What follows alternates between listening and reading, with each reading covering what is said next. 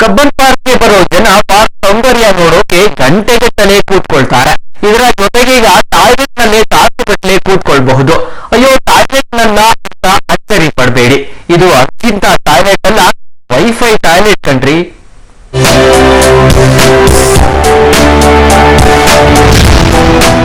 Cubbon park ನಲ್ಲಿ late ಆಗಿ ಆದ್ರೂ ಲೇಟೆಸ್ಟ್ ಆಗಿ ಟಾಯ್ಲೆಟ್ ಅನ್ನ ನಿರ್ಮಾಣ ಮಾಡೋದಕ್ಕೆ ತೋಟಗಾರಿಕಾ ಇಲಾಖೆ ಮನಸ್ಸು ಮಾಡಿದೆ.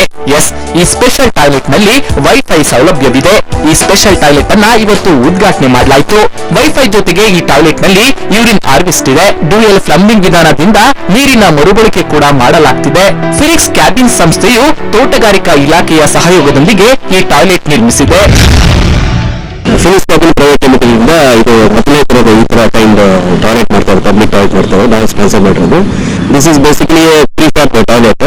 ಕೆಲವು ಪ್ಲಾಂಟೇಶನ್ಗೆ ಯೂರಿನ್ ತುಂಬಾನೇ ಯೂಸ್ ಆಗುತ್ತೆ. ಸೊ ಯೂರಿನ್ ಹಾರ್ವೆಸ್ಟಿಂಗ್ ಕೂಡ ಇಂಟ್ರೊಡ್ಯೂಸ್ ಮಾಡಿದ್ರು. This kind first in Bangalore. ಬರೋಬ್ಬರಿ 5 ಲಕ್ಷ ವೆಚ್ಚದಲ್ಲಿ ಈ ಗ್ರೀನ್ ಟಾಯ್ಲೆಟ್ ಅನ್ನ ನಿರ್ಮಾಣ ಮಾಡಲಾಗಿದೆ. ವಿಶೇಷ ಅಂದ್ರೆ ಈ ಟಾಯ್ಲೆಟ್ ಅನ್ನ ಎಲ್ಲಿಗೆ ಬೇಕಾದ್ರೂ ಸಾಗಿಸಬಹುದು. ಒಂದೇ ವಾರದಲ್ಲಿ ಇದನ್ನ ನಿರ್ಮಾಣ ಮಾಡಲಾಗಿದೆ. ಕಬ್ಬನ್ ಪಾರ್ಕ್ಗೆ ಬರೋ ವಿಹಾರಿಗಳು ಇದಕ್ಕೆ ಸಂಭ್ರಮ ವ್ಯಕ್ತಪಡಿಸಿದ್ದಾರೆ.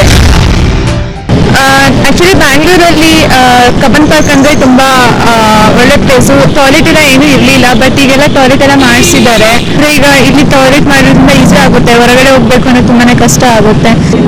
ಇಲ್ಲೆಲ್ಲ ಯೂರಿನ್ ಹಾರ್ವೆಸ್ಟ್ ಮತ್ತೆ ವೈಫೈ ಫೆಸಿಲಿಟಿ ಕೂಡ ಎಲ್ಲ ಇದೆ, ಯೂಸ್ ಮಾಡ್ಕೋಬಹುದು.